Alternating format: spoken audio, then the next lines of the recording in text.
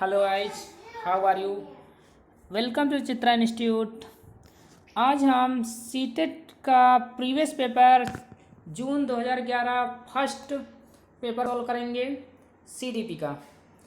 अगर आप लोगों ने हमारे how to solve CDP pedagogy वाली वीडियो नहीं देखी है तो प्लेलिस्ट में जाए और how to solve pedagogy CDP वाली वीडियो ज़रूर देखें और इसके साथ में लेक्चर वीडियो भी देखें, क्योंकि गाइडेंस लेक्चर वीडियो में एक से ऑप्शन बहुत सारे ट्रिक के माध्यम से बताए गए हैं। इसको आप आंख बंद करके टिक कर सकते हैं। चलिए फर्स्ट क्वेश्चन की ओर चलते हैं।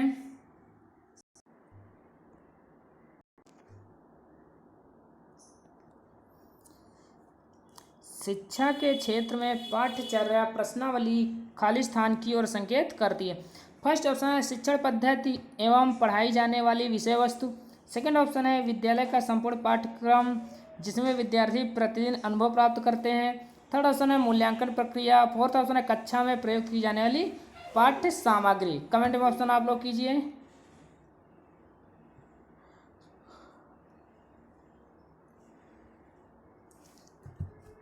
यहाँ आपका ऑप्शन राइट हो जाएगा सेकंड ऑप्शन, क्योंकि इसमें कह रहा है कि शिक्षा के क्षेत्र में पाठ्यचर्या शब्दावली, तो पाठ्यचर्या जो होगी हमारे विद्यालय का संपूर्ण पाठ्यक्रम की ओर हम संकेत करेंगे और विद्यार्थी के प्रतिदिन अनुभवों को प्राप्त करेंगे।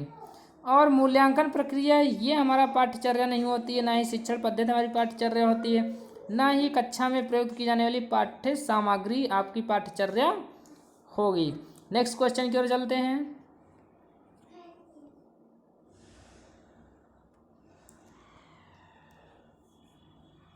निचली कक्षाओं में शिक्षण की खेल पद्धति मूल रूप से आधारित है। फर्स्ट ऑप्शन है शारीरिक शिक्षा कार्यक्रम के सिद्धांत पर। सेकंड ऑप्शन है शिक्षण पद्धतियों के सिद्धांत पर।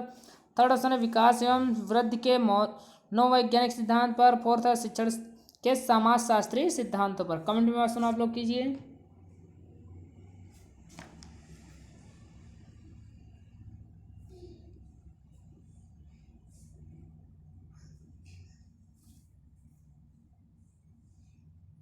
यहाँ आपका ऑप्शन राइट हो जाएगा थर्ड ऑप्शन, क्योंकि निचली कक्षाओं में, निचली कक्षा का अर्थ है प्राइमरी कक्षा में शिक्षण की जो खेल पद्धति है वो जो है विकास और वृद्धि दोनों के सिद्धांतों पर आधारित होती है।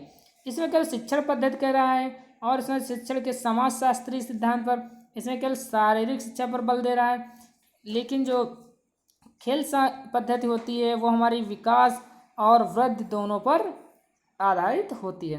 नेक्स्ट क्वेश्चन की ओर चलेंगे।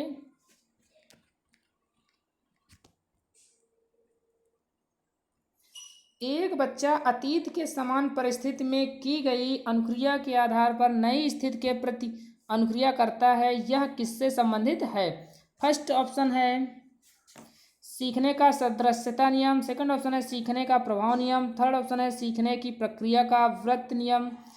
फोर्थ ऑप्शन है सीखने की तत्परता नियम। कमेंट में ऑप्शन आप लोग कीजिए।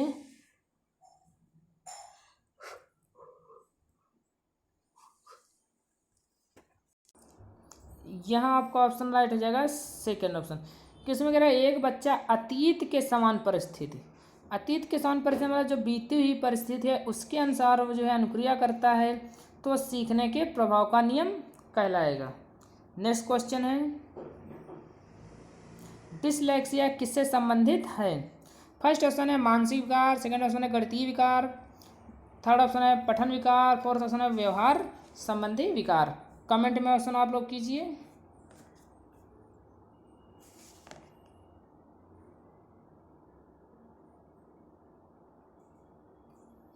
डिसलेक्सिया आपकी पठन संबंधी विकार से संबंधित है। अगर आप लोगों ने हमारे डिसलेक्सिया ट्रिक वाली वीडियो नहीं देखी है तो प्लेलिस्ट में जाए और डिसलेक्सिया ट्रिक वाली वीडियो देखें, उसमें जो है आपको फुल कॉन्सेप्ट के माध्यम से डिसलेक्सिया ट्रिक के बारे में बताया गया है और ये आपको हमारे lecture video guidelines lecture video में आपको मिल जाएगी। नेक्स्ट क्वेश्चन की ओर चलते हैं। विशेष आवश्यकता वाले बच्चों को शिक्षण उपलब्ध कराई जानी चाहिए। फर्स्ट ऑप्शन है अन्य सामान्य बच्चों के साथ। सेकंड ऑप्शन है विशेष विद्यालयों में विशेष बच्चों के लिए विकसित पद्धतियों द्वारा। थर्ड ऑप्शन है विशेष विद्यालय में। फोर्थ ऑप्शन है विशेष विद्यालयों में विशेष शिक्षकों द्वारा। कमेंट में ऑप्शन आप लोग कीजिए। यहाँ आपका ऑप्शन राइट हो जाएगा। जी हाँ, जल्दी से कीजिए कमेंट।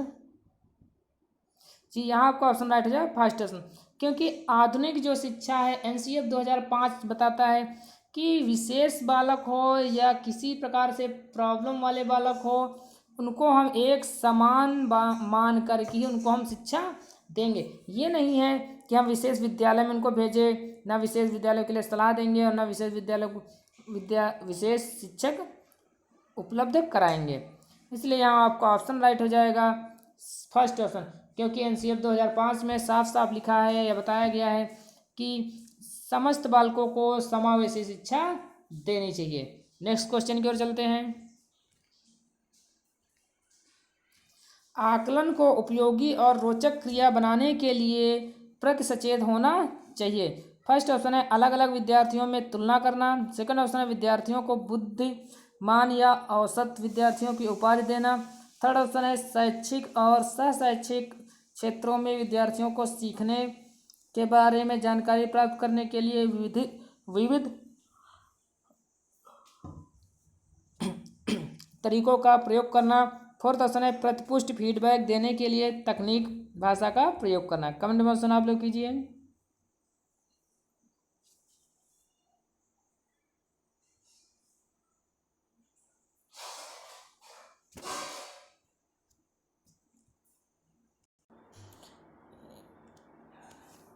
सेकंड ऑप्शन, तो इसमें कह रहा है कि आकलन को उपयोगी रोचक बनाने के लिए हम विद्यार्थियों को बुद्धि और या औसत शिक्षार्थियों की उपाधि देंगे।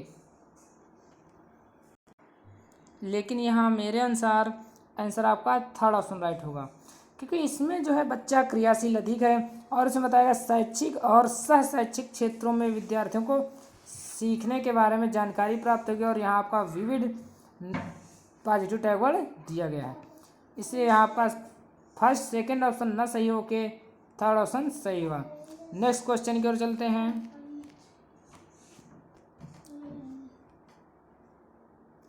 प्रतिभाशाली होने का संकेत नहीं है। फर्स्ट ऑप्शन सृजनात्मक विचार। सेकंड ऑप्शन दूसरों के साथ झगड़ना। फोर्थ थर्ड ऑप्शन है अव्यक्ति में नवीनता। फोर्थ ऑप्शन है जिज्ञासा। कमेंट में ऑप्शन आप लोग कीजिए।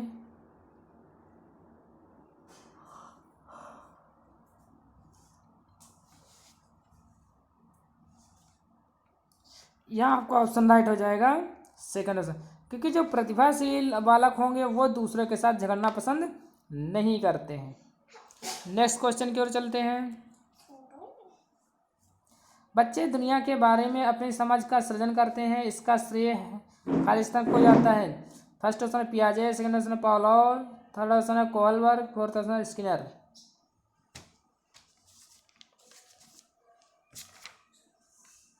कमेंट में ऑप्शन आप लोग करिए जल्दी से।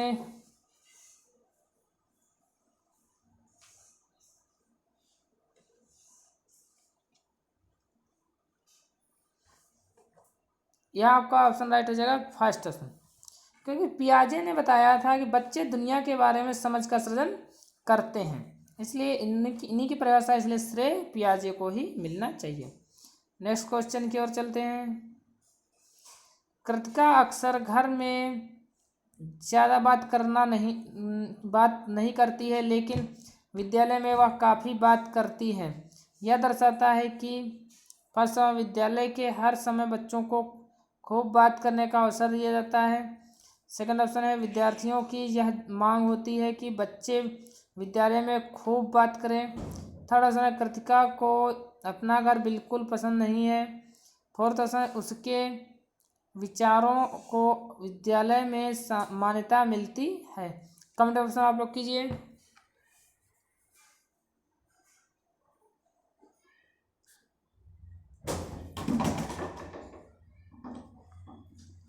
यहाँ आपका ऑप्शन राइट हो जाएगा फोर्थ ऑप्शन, क्योंकि इसमें कह रहा है कि कृतिका अक्सर विद्यालय में घर में बात नहीं करती और जब विद्यालय आती है तो विद्यालय में वो काफ़ी बातें करती है। इससे पता चला है जब काफ़ी बातें तभी बालक करेगा जब उसमें विद्यालय को मान्यता मिलती है। विद्यालय को मान्यता मतलब उसके जो विचार होते हैं, अगर विद्यालय उनकी बातों को मानने लगेगा तो विद्यालय में काफ़ी बात हो सकती है। इसलिए यहाँ से fourth option is right. Next question की ओर चलते हैं।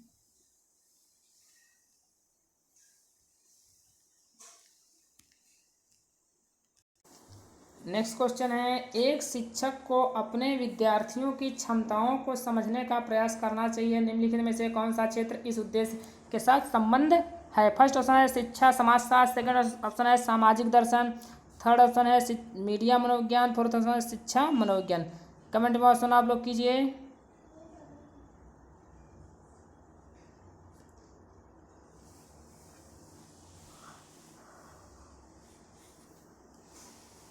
यहाँ आपका ऑप्शन राइट हो जाएगा फोर्थ ऑप्शन, क्योंकि शिक्षा मनोवैज्ञानिक के अंतर्गत विद्यार्थियों के क्षमताओं को समझने के प्रयास के बारे में विस्तृत वर्णन किया गया है, इसलिए यहाँ fourth option is right. Next question की ओर चलते हैं। सीखने की प्रक्रिया में अभिप्रेरण फर्स्ट ऑप्शन है शिक्षार्थियों की समस्या स्मरण शक्ति को पैना करती है। सेकंड ऑप्शन है पहले सीखे हुए को नए अधिगम से अलग करती है।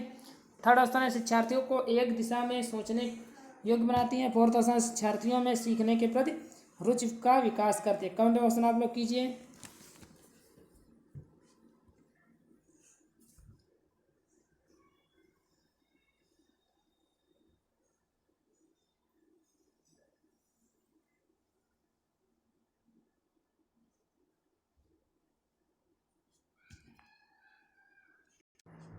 यहाँ आपका ऑप्शन राइट हो जाएगा फोर्थ ऑप्शन।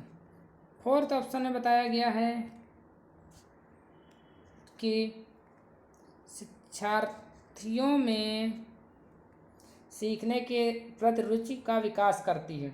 जो सीखने की प्रक्रिया है या प्रेरण है वो जो विद्यार्थियों में सीखने के प्रति रुचि का विकास करती है। नेक्स्ट क्वेश्चन की ओर चलते हैं।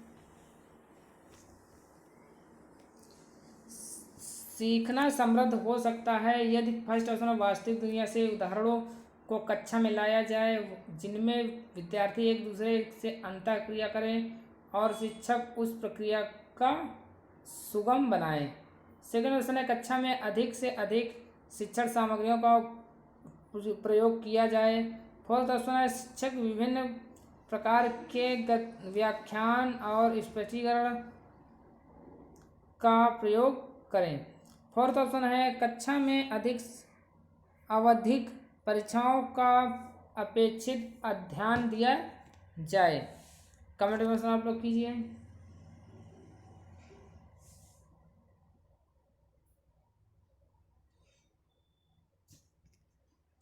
यहाँ आपका ऑप्शन राइट हो जाएगा फर्स्ट ऑप्शन। फर्स्ट ऑप्शन में बताया वास्तविक जीवन। वास्तविक जीवन जो है आपका पॉजिटिव टैग वर्ड है, हमने बताया था वास्तविक जीवन जहाँ आ जाएगा वहाँ आपका ऑप्शन राइट हो जाएगा। सेकेंड बताया कक्षा में अधिक से अधिक शिक्षण सामग्री का प्रयोजन किया जाए, घर पर यह उपलब्ध नहीं है, शिक्षक के विभिन्न प्रकार के व्याख्यान और स्पष्टीकरण का प्रयोग करें, ये भी आपका गलत है।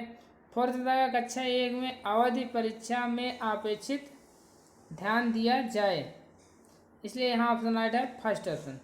फर्स्ट ऑप्शन बताया गया है वास्तविक दुनिया से उदाहरणों के साथ इस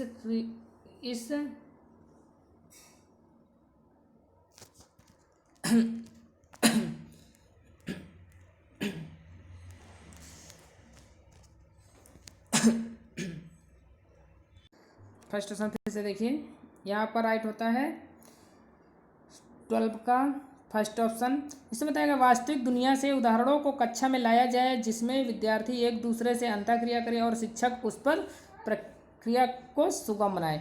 इसमें जो है शिक्षक और टीचर दोनों क्रियाशील है, इसलिए यहाँ first option right. Second option में बताया गया कक्षा में अधिक से अधिक शिक्षण सामग्रियों का प्रयोग किया जाना चाहिए, तो अध्यापक करेगा, इसमें बालक का कोई कार्य ही नहीं है, ना तो बालक इसमें एक्टिव है।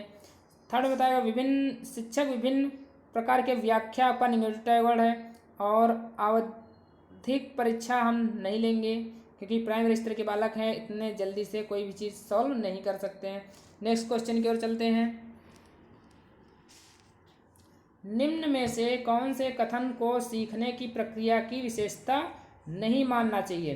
फर्स्ट ऑप्शन है शैक्षिक संस्थान की ही एकमात्र स्थान है जहां अधिगम प्राप्त होता है। नेक्स्ट है सीखना एक व्यापक प्रक्रिया है। थर्ड है सीखना लक्ष्योन्मुखी प्रक्रिया है। फोर्थ है अनअधिगम भी सीखने की प्रक्रिया है। कमेंट में ऑप्शन आप लोग कीजिए।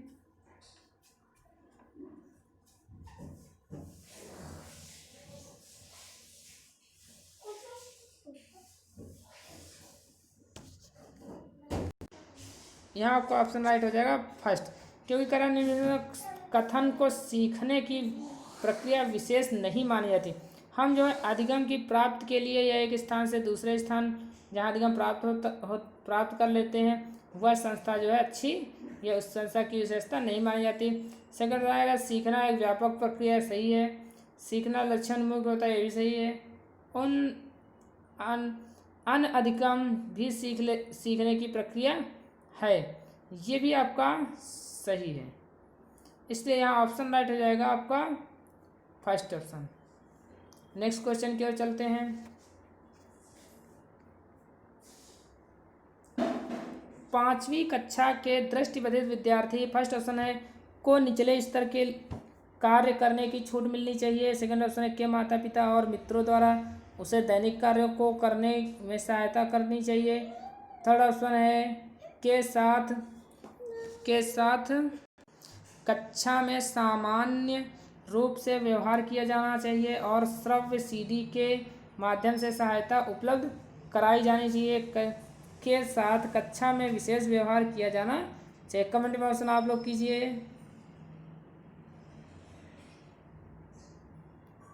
यहाँ आपका ऑप्शन राइट हो जाएगा थर्ड ऑप्शन, क्योंकि अगर दृष्टिबाधित विद्यार्थी है तो उनके साथ में समानता व्यवहार किया जाना चाहिए और सीडी के माध्यम से उन्हें सहायता उपलब्ध कराई जा सकती है। नेक्स्ट क्वेश्चन की ओर चलते हैं।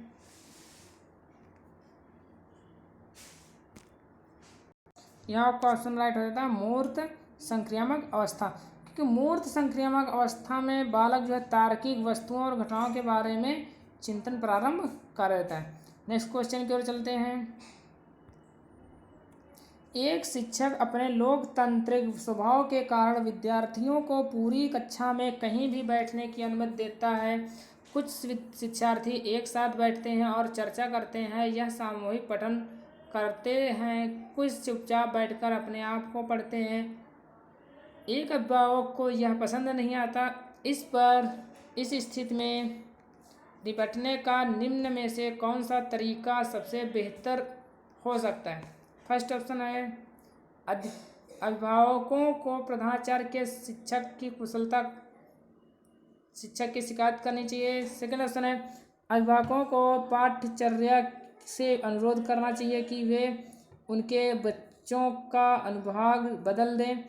थर्ड ऑप्शन है अभिभावकों को शिक्षक पर विश्वास व्यक्त रखना चाहिए और शिक्षक के साथ समस्या पर चर्चा करनी चाहिए। नेक्स्ट ऑप्शन है अभिभावकों को उस विद्यालय से अपने बच्चों को नाम निकाल देना चाहिए। फर्स्ट जो इसमें आपका ऑप्शन चॉइस करिए। कमेंट में ऑप्शन आप लोग लिखिए जल्दी से।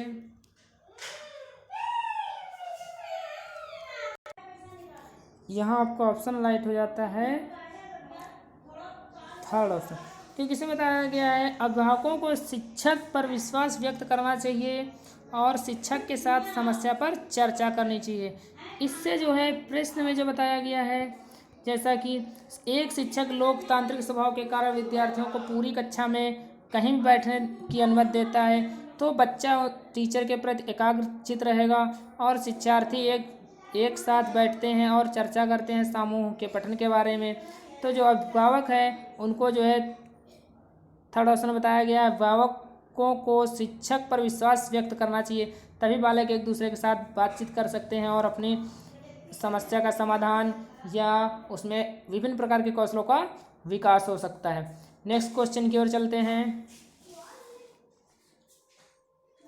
सीखने के अंतःदृष्टि सिद्धांत को किसने बढ़ावा दिया? फर्स्ट ऑप्शन है गेस्टाल्ट सिद्धांतवादी ने, पावलोव ने, थर्ड ऑप्शन है जीन पियाजे ने, फोर्थ ऑप्शन है वाइगॉस्की ने। कमेंट में ऑप्शन आप लोग कीजिए।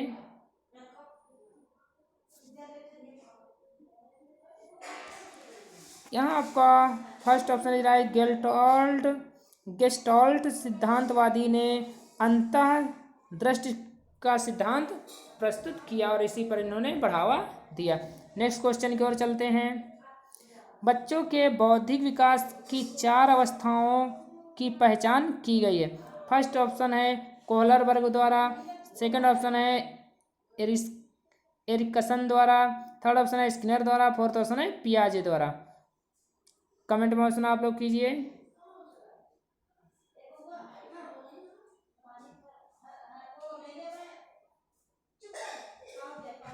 यहाँ आपका ऑप्शन राइट हो जाएगा पियाजे।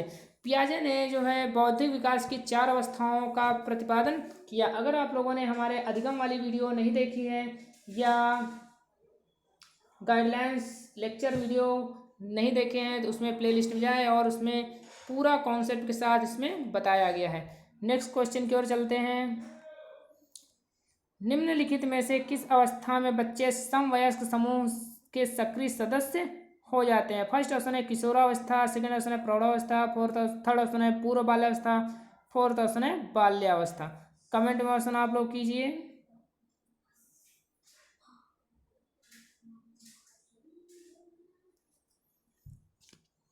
यहाँ आपका ऑप्शन राइट हो जाएगा फर्स्ट ऑप्शन। किशोरावस्था में बच्चे समवयस्क समूह में के सदस्य हो जाते हैं और ये जो है पूरी तरह से अपने आप को सिक्योर रखने की कोशिश करते हैं और लोगों को जो है गलत साबित करके खुद को सही साबित करने की कोशिश करते हैं। नेक्स्ट क्वेश्चन की ओर चलते हैं। बच्चों की सीखने की प्रक्रिया में माता पिता को भूमिका निभानी चाहिए। फर्स्ट ऑप्शन नकारात्मक, सेकंड ऑप्शन है अग्रोन्मुखी, थर्ड ऑप्शन है सहानुभूति, फोर्थ ऑप्शन है तटस्थ। कमेंट में ऑप्शन आप लोग कीजिए।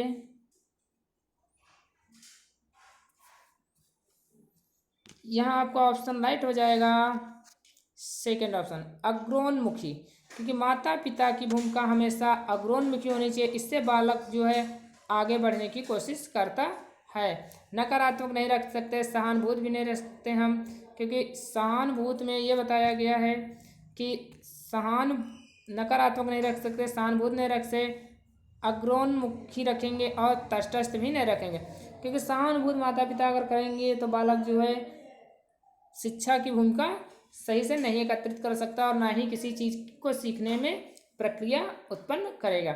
नेक्स्ट क्वेश्चन की ओर चलते हैं। विकास कभी न समाप्त होने वाली प्रक्रिया है, यह विचार किससे संबंधित है? फर्स्ट ऑप्शन है अंतः संबंध का विकास सिद्धांत, सेकंड ऑप्शन है निरंतरता का सिद्धांत, थर्ड ऑप्शन है एकीकरण का सिद्धांत, फोर्थ ऑप्शन है अंतःक्रिया का सिद्धांत। कमेंट में ऑप्शन आप लोग कीजिए।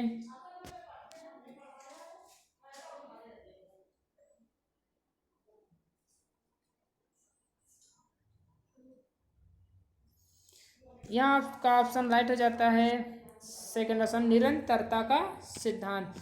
इसमें बताया गया विकास कभी न समाप्त होने वाली। आप लोग एक ट्रिक के माध्यम से याद कर सकते हैं, जो चीज़ कभी नहीं समाप्त हो सकती वो निरंतर चलती रहती, इसलिए यहाँ बताया निरंतरता का सिद्धांत। इस ट्रिक से आप ऑप्शन को याद कर सकते हैं। नेक्स्ट क्वेश्चन की ओर चलते हैं। वह कौन सा स्थान है जहाँ बच्चे के संज्ञानात्मक विकास को सबसे बेहतर तरीके से परिभाषित किया जा सकता है? फर्स्ट ऑप्शन है खेल का मैदान, सेकंड ऑप्शन है विद्यालय एवं कक्षा पर्यावरण, थर्ड ऑप्शन है सभागार, फोर्थ ऑप्शन है घर। कमेंट में ऑप्शन आप लोग कीजिए।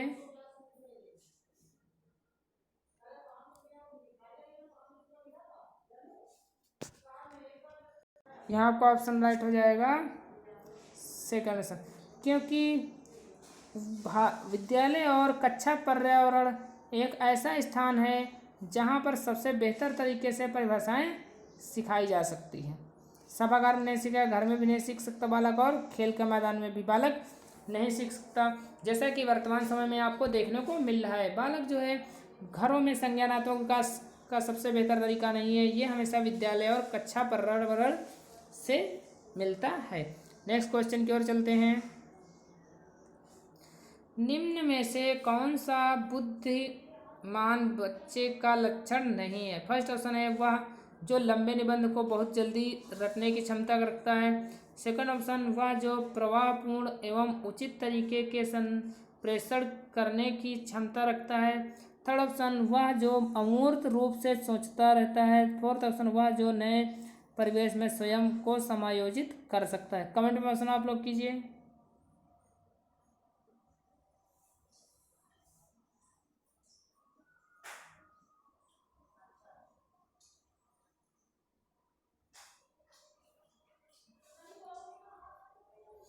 यहाँ आपका ऑप्शन राइट हो जाएगा फर्स्ट ऑप्शन। फर्स्ट ऑप्शन बताया गया वह जो लंबे निबंध को बहुत जल्दी रटने की क्षमता रखता है, वो आपका लक्षण बच्चे के अंदर नहीं होना चाहिए। और बाकी आपके सारे पॉजिटिव है, बस यही आपका निगेटिव है। इसलिए प्रश्न पूछ रहा है नहीं वाला ऑप्शन पूछ रहा है, इसलिए हम नहीं वाला ऑप्शन सही कर देंगे। नेक्स्ट क्वेश्चन की ओर चलते हैं।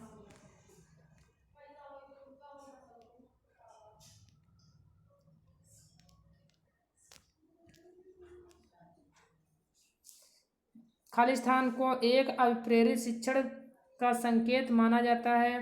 फर्स्ट ऑप्शन है कक्षा में अधिकतम उपस्थित। सेकंड ऑप्शन है शिक्षक द्वारा दिया गया उपचारात्मक कार्य। थर्ड ऑप्शन है विद्यार्थियों द्वारा प्रश्न पूछना। फोर्थ ऑप्शन है कक्षा में एकदम खामोशी। कमेंट में ऑप्शन आप लोग कीजिए।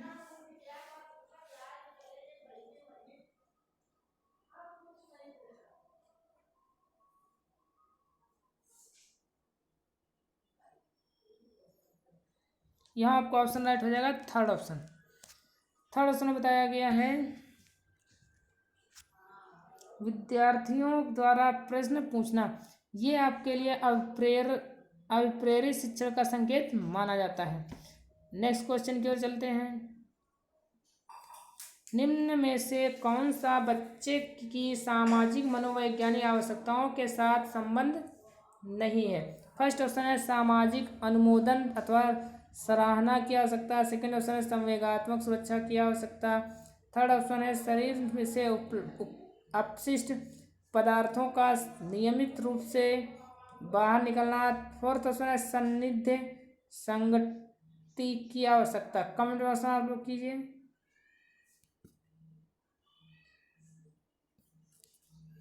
यहाँ आपका ऑप्शन राइट हो जाएगा थर्ड ऑप्शन। इसमें बताया शरीर से विभिन्न अपशिष्ट पदार्थों का नियमित रूप से बाहर निकलना। फर्स्ट में बताया सामाजिक आंदोलन अथवा सराहनीय की आवश्यकता, ये भी आपको सही है। इसमें बताया संवेगात्मक सुरक्षा की आवश्यकता, ये भी सही है। और इसमें बताया गया ऑप्शन इसमें दिए गए हैं संदिग्ध संगत की आवश्यकता है। नेक्स्ट नीचे देखते हैं।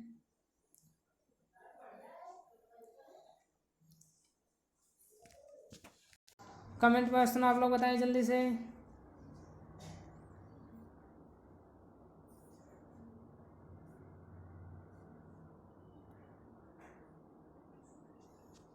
यहाँ आपका ऑप्शन राइट हो जाएगा थर्ड ऑप्शन। थर्ड बताया शरीर में अपशिष्ट पदार्थों का नियमित रूप से बाहर निकलना, ये हमारा आवश्यकता के साथ संबंध नहीं है। नेक्स्ट क्वेश्चन की ओर चलते हैं। मन का मानचित्र संबंधित है। फर्स्ट ऑप्शन है बोध समझ बढ़ाने की तकनीक से।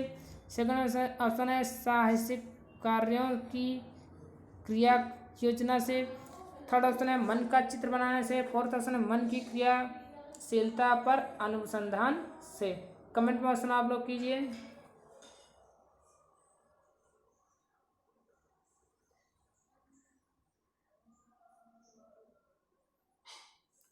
यहाँ आपका ऑप्शन राइट हो जाएगा फोर्थ ऑप्शन, क्योंकि अगर हम मन का चित्र संबंधी, मन का चित्र तभी हो सकता है जब मन की क्रियाशीलताएं और अनुसंधान एक साथ मिलती होंगी तभी। नेक्स्ट क्वेश्चन की ओर चलते हैं। विशेष रूप से प्राथमिक स्तर पर विद्यार्थियों की सीखने संबंधी समस्याओं को संबोधित करने का सबसे बेहतर तरीका है। फर्स्ट ऑप्शन है अक्षमता के अनुरूप विभिन्न शिक्षण पद्धतियों का प्रयोग करना। सेकंड ऑप्शन है महंगी और चमकदार सहायक सामग्री का प्रयोग करना। थर्ड ऑप्शन है सरल और रोचक सहायक बना सामग्री का प्रयोग करना। फोर्थ ऑप्शन है कहानी समग्र पद्धति का प्रयोग करना। कमेंट ऑप्शन आप लोग कीजिए।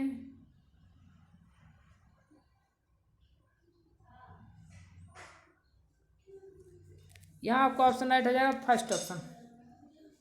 फर्स्ट ऑप्शन में बताया गया है कि अक्षमता के अनुरूप विभिन्न शिक्षण पद्धतियों का प्रयोग करना। मतलब इसे बताया जितने बालक के अंदर क्षमता होगी उतनी ही विशिष्ट चीज़ों का वो प्रयोग कर सकता है। सेकेंड था महंगी और चमकदार कार, इससे हमें कोई लेना देना नहीं है, ना ही सरल सरल और रोचक की सहायता का प्रयोग करना, ना ही हम थर्ड ऑप्शन में जाएंगे, इसे फोर्थ में जाएंगे। कहानी कथन पद्धति का प्रयोजन करना, हमारा मुख्य उद्देश्य है संबोधित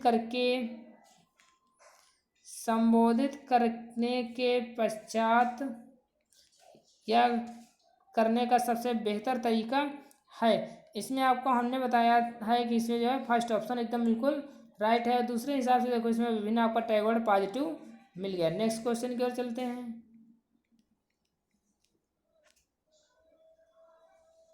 इसमें बताया गया है पियाजे के अनुसार निम्नलिखित में से कौन सी अवस्था में बच्चा अमूर्त संकल्पनाओं के विषय में तार्किक चिंतन करना आरंभ कर देता है। मूर्त संक्रियात्मक अवस्था 7 से 11 वर्ष, अमूर्त औपचारिक संक्रियात्मक अवस्था 11 वर्ष से एवं ऊपर, संवेदी प्रेरक अवस्था जन्म से 2 वर्ष, पूर्व संक्रियात्मक अवस्था 0 से 7 वर्ष। इसमें कौन सा आपका सही है? नेक्स्ट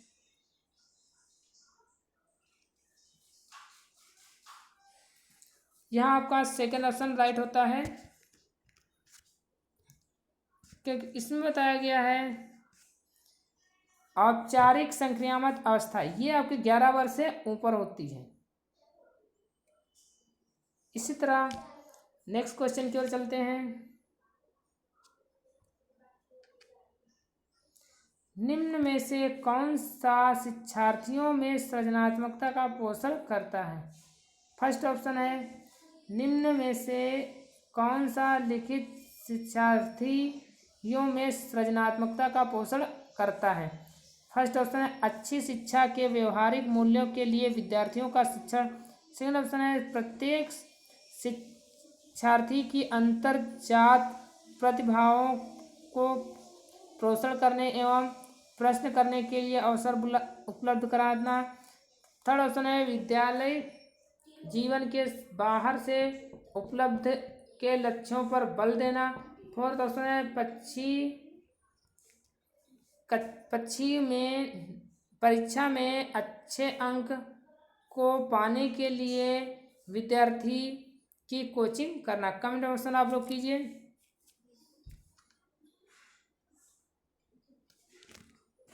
यहाँ आपका ऑप्शन राइट हो जाएगा